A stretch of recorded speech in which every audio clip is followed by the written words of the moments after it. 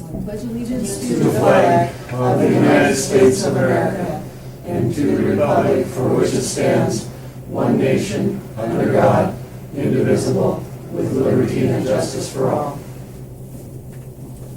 All right. So, we're going to have public comment, and as always, everybody should know that we're recording this meeting, and that public comment, that we don't talk about employees, students, staff or personnel at school, and we proceed in a civil tone. So, and you have 3 minutes. So, are we going to have any public comment tonight? Can we take a... We're going to take a recess. Right now? Yes, we are. Madam Chair, I know we're in recess, but is there a reason you're limiting public comment to 3 minutes when there's only 2 citizens in the room? I'm getting in the habit. Okay, so we'll call our meeting back to order. So, any public comment? Mr. Bryan, can you go if you would? My name's Kevin O'Brien. I want to speak about, I have 3 minutes. Yes, sir, we do. Okay. I want to speak about a meeting that occurred here 2 nights ago. There was a gentleman sitting here that evidently was removed by the law for breaking law, I guess. I don't know what that law was. However, Chairperson Appleby, Mr. McGee, I think the 2 of you collectively broke more laws than anyone. Chairperson Appleby, please refrain from keeping the public out of financial discussions that this district is incurring as we speak. You closed all public comment to the sewer vote, to the new sewer project. That's a project that's upwards of $500,000. There's over $120,000 of change orders that could possibly be used in that project that should have been questioned. And you closed all public comment or questions about the finances of that project. Furthermore, you closed all public questions about the warrants of the district. You would not allow the public to speak on those warrants. We have the right, as taxpayers, to question all spending of the district in these public meetings. Now let's go to privacy. During the meeting, several times Mr. McGee whispered in your ear. This is a public meeting. Mr. McGee, please stop whispering and tell the public what you're saying to the chairperson. When you whisper, we lose trust. We meaning the people that sit back here that can't hear. We meaning possibly the board members that can't hear. And when you stop public comment for privacy, I've got no problem with that. I don't think anyone in this room does. However, when my name gets dropped 4 to 6 times at a meeting when I'm not there, why are you not telling the chair to stop that comment because I am not there to have my rights protected? I've seen several videos where many residents in this community have lost their right to privacy because you're not giving it to us. However, you will only allow it for yourselves or your employees. Wrong. This district is in severe mistrust. Thank you. Thank you. Okay, any other public comment? All right, we're going to move on to our item tonight, and that's our workshop with the Montana School Boards Association. We have Debra Silk and Joe Brott with us tonight, and I'm turning over the balance of tonight to them. Well, thanks for asking us down here. I think it's been a while since Joe and I were here, I think for strategic planning a few years ago. And we're thrilled that you invited us back. What we thought that we would do during this session, since I understand that we're scheduled to be here from about 6:30 to 8:30. And what we typically do in these sessions is I like to go over some general boardsmanship issues, and you'll see in front of you, there's this fairly thick document. On the front page, it has the 8 characteristics of effective school boards, and then attached to this is actually a publication that we put out in our office, and I don't know if any of you have seen that. It's called The Essentials of School Board Trustees. And even though it's really a reference for new people that come onto a board, there's an awful lot of really good information in here in terms of what the duties and obligations of boards are, what authority individual trustees have and don't have. And so if you guys don't mind, I think since Joe and I are here, maybe just collectively going over the function of school boards in Montana. And then what I'd like to do once we get through that, and I understand that the principals might be over here at 7 o'clock. What we thought we would do is to start some consensus building. And I understand, everybody in the paper, is going to be clear and to the point, reads what's going on in Montana school news, even through our daily dispatch. And I think you guys are experiencing some challenges right now. And what I think that we can do through this process is, number one, remind people of what their roles are, educate any members of the public as well, and then see if we can come to some consensus on what broad-based goals this district has for moving forward. One of the things that we try and stress in strategic planning too is you need to sort out process issues. Does everyone know what I mean by that?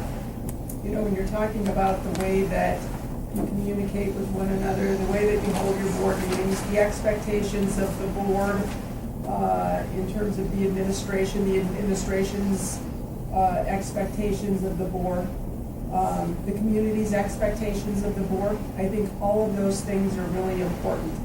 And I just heard Mr. O'Brien, quite frankly, talk about the issue of trust, and I think that issue alone tears a lot of people apart. And so there are ways to rebuild that when it's been broken.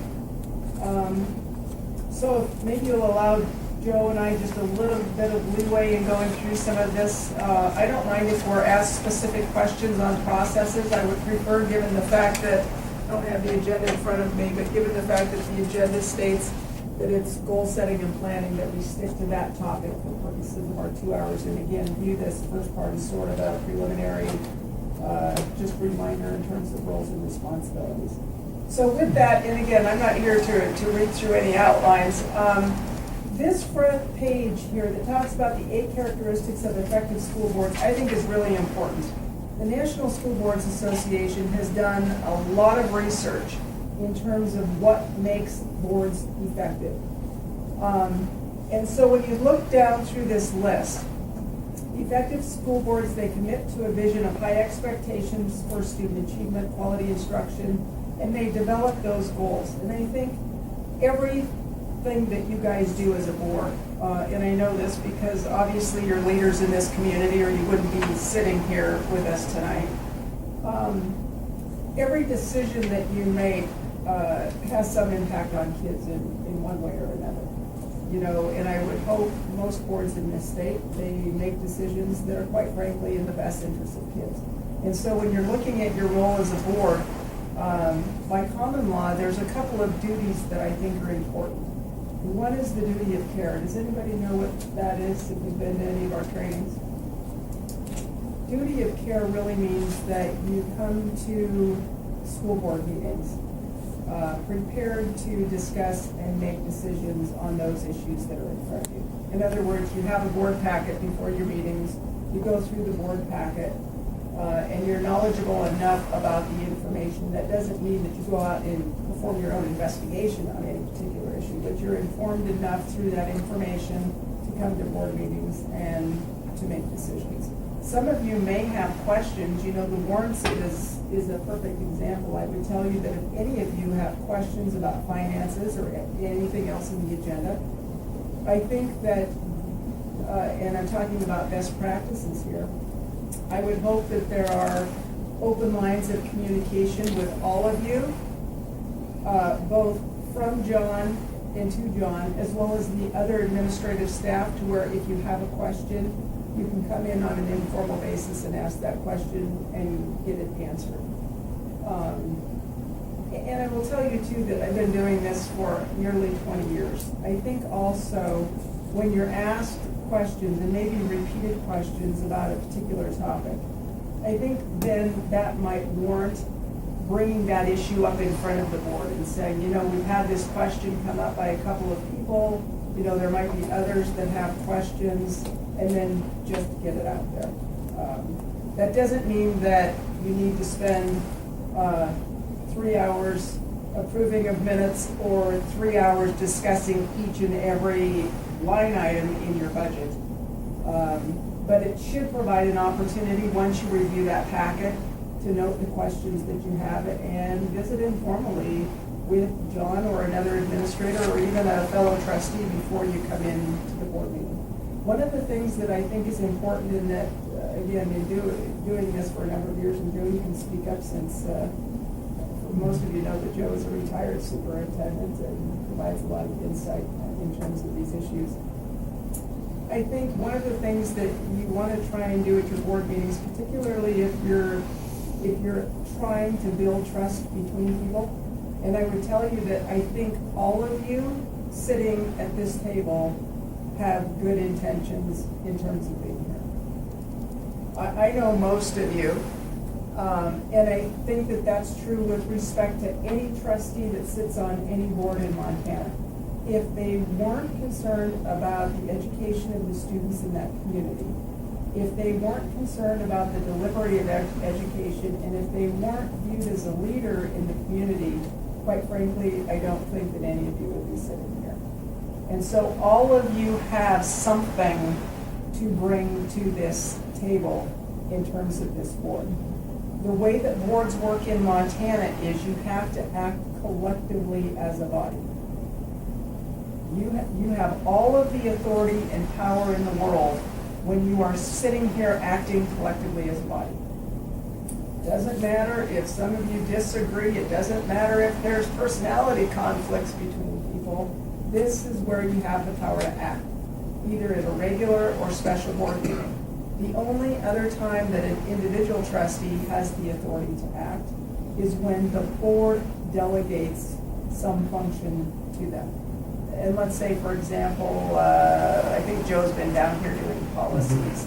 You know, if you guys had a policy committee that you put together of trustees and administration, then that policy committee has the authority to meet with Joe and to go over policies, maybe even make suggested recommendations, but ultimately the decision would be brought back to the board in terms of what those recommendations are. That's just an example of where individual trustees or less than a quorum of trustees have the authority to act on behalf of the board, okay? But outside the regular special board meetings, outside of that delegated authority, you have all of the power in the world to act as an individual, in your own right, in your own capacity. You don't have the right to speak on behalf of the board or to do things on behalf of the board unless you have that authority from the trustees. And I will tell you too, in reference to the board chair, you know, some people might say, and I've heard this for a number of years, well, the board chair has access to more information than other members on the board. And I would tell you that I think the board chair, by its nature, because you're the presiding officer of the board, you probably have more communication with the administration than many other trustees, but that doesn't mean that you guys don't have access to the same type of information. Pat, you probably has more communication with John just in terms of preparation for meetings, right?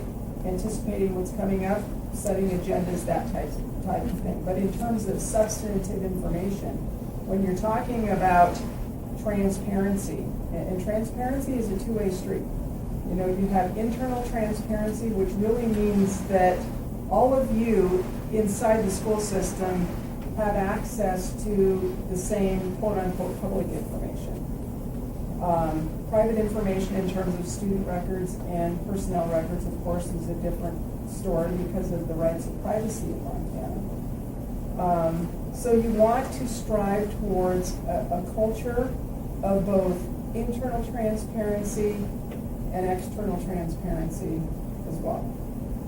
Okay? And so, and I've heard that for years. I don't think that most board chairs have more information than other people, but they communicate more closely with the administration just by virtue. And you know that, Vicki, from being board chair, just in terms of your role in being prepared for meetings. And again, it goes back to the duty of care as a trustee and as a board member and as the chairperson in terms of coming to meetings and being fully prepared and anticipating issues that might come up. The duty of loyalty is another duty of any board, quite frankly.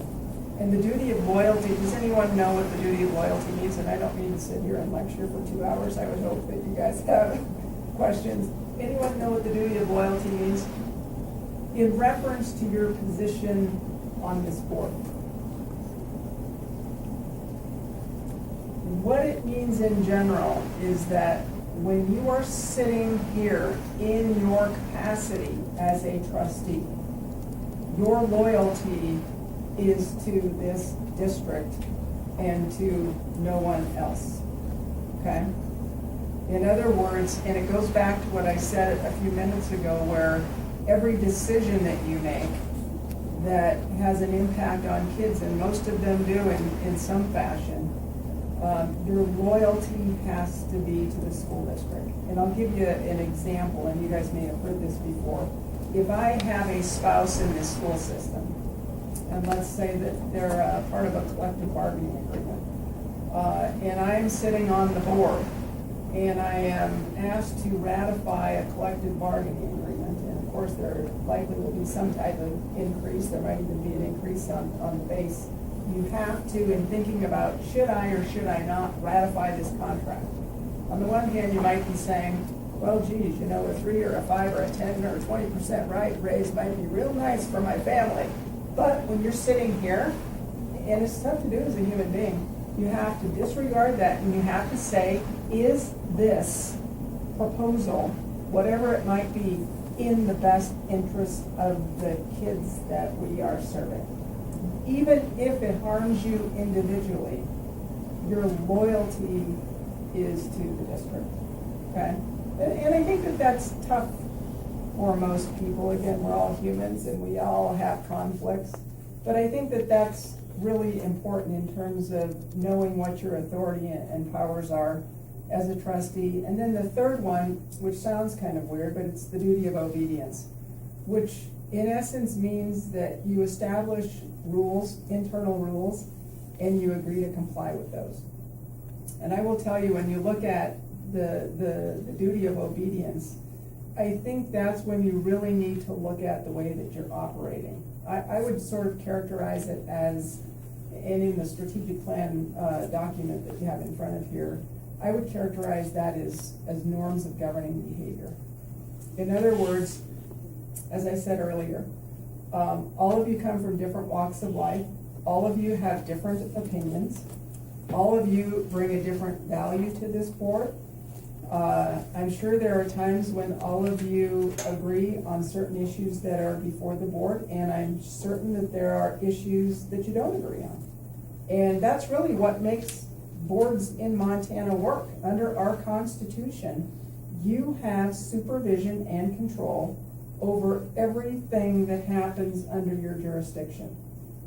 And in large part, you're responsible for everything that happens under your jurisdiction as well. But that constitutional provision says you have, as elected trustees, you have supervision and control over, in essence, everything that occurs in the school system.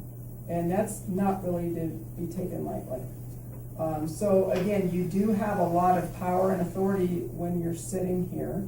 And I think one of the things too, that's really important, and again, if I'll take myself and Joe Brott, we're always picking on each other, so I'll pick on him again tonight. So let's assume that Joe and I are both sitting on this board, and let's assume that I don't like Joe very well. I don't like him personally. I really don't like the side of him. That's not true, Joe. But you have to suspend your natural inclination, and you have to give people the benefit of the doubt. As I said earlier, everybody here has good intentions in terms of why you're here. So if Joe has something that he thinks is important to say, as much as I despise Joe, hypothetically, I have to suspend my natural inclination to jump down his throat, right? I mean, you really do. I think that, again, particularly on controversial issues, I think that you all have to develop, and if you want to tonight, we could even get into some process issues. How are we going to treat each other? How are we going to communicate with one another? How are we going to operate as an effective board, looking at these 8 characteristics that are in front of you, in terms of governing the district and making sure that whatever processes the board puts in place, that you're relying upon others to carry out the will of the board. And really, that's what you're doing when you're engaging in strategic planning. A lot of times when you go through a strategic planning process, the role of the board is to set the standard high. When we do strategic planning, and you'll remember this for those of you that were on the board the last time we came, I think we got into discussions about what the core purpose and the core values of the district are. And what that means is you plant the flag and you stand for what this district believes in. Not what I believe in as an individual trustee, or not what Joe believes in, but what does this district stand for? That's what I would characterize as your core purpose. Why is it that Florence Carlton School District exists in the first place? What makes you unique? What makes you fantastic? You know, why are you here? Why are your kids excelling? That's really a core purpose. Core values are part of that core ideology, where again, you say as a board, what's important to us in terms of our behaviors? What will we not do in terms of changing our course? And those are some things that I think, and again, you guys tell us how far you want to go with some of this tonight, but I think if this board starts working together, again, understanding that all of you have differences, and I would hope that, and again, I know this because we read the papers, and it's with every school board in this state, you're going to have issues that come before the board, and you're going to have disagreements about what those issues are and the outcomes of those issues. It's just by nature. And I would tell you that in many ways, and again, I've worked with boards for a long time, so has Joe. I think in many ways, if you get to a point where boards are agreeing with everything, then I would say that you're not thinking very clearly. You know, and you're not bringing all that you have as a trustee to the table. And so I think that one of the things that you can do, again, to create a level of trust, to create transparency, is to give everybody sitting at this table the benefit of the doubt. And to say, I don't care why or how you're here, but the fact of the matter is that you're here. I will respect what you say. I will not interrupt you. I won't yell at you. And I'm going to suspend my natural inclination and listen before I judge and sort. That's one of those things where you say we're going to engage in deliberations or discussion before we actually get into deliberating and sorting. And I think too, the public in many schools, the public sees the way that the board operates. And I think that that's really important too in terms of the way that all of you, and I'm not picking on any one of you because I haven't been to one of your board meetings in a long, long time, but I think, you know, the public has certain perceptions, and again, none of you would be sitting here if you weren't viewed as leaders in this community. And I think that you can take that as though, you know, as part of a mentorship, so to speak, in terms of your citizenship and your volunteering. We all know that trustees in Montana, they put an awful lot of work in, and they don't get paid monetarily. But I think most of you that have been on the board quite a while, it's fairly rewarding. It has to be, or otherwise, I don't think that you'd be sitting here. Okay? And so, Joe, do you have anything that you want to add? You know, I'm kind of listening along with this. Just kind of a recap is, you know, it's probably not good as a board to always sit here and be unanimous on everything you do, like Debra said. This is the place where you have an opportunity to speak how you feel and what you want.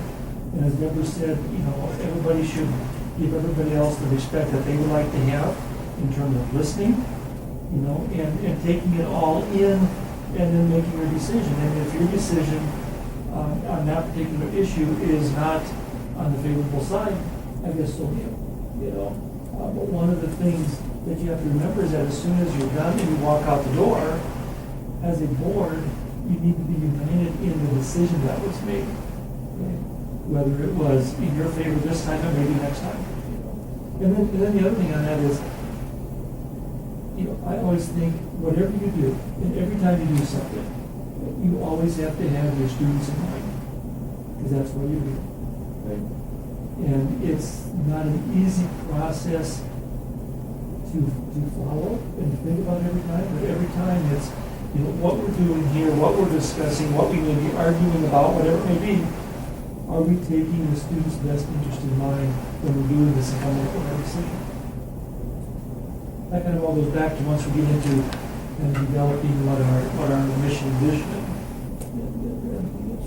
And I think what Joe just said, and what he pointed that out, it is important, and here's what I would tell you. If you feel very strongly about an issue that is coming up on an agenda, the time to advocate for that is before the board votes. That's the time to try and convince others in some fashion that your way is the way that the district should go. And I would tell you too, we've had a lot of training with our board, who happens to be a much larger board than this statewide board, 21-member board of trustees. And we have trained ourselves over a course of about 8 years now, where if we have big ticket items, again, we suspend our natural inclination to say we want to go this direction or that direction. And we use a knowledge-based decision-making process, and you'll see in these 8 characteristics, they talk about making decisions that are based upon data. And that's what the knowledge-based decision-making process requires you to do. It requires you to look at what you know about the issue that's going on now. It requires you to look at what the current realities are that are going on around you. It requires that you look at your capacity, both internally and your reputation externally. And then it requires you to consider all of the ethical implications associated with all of your choices.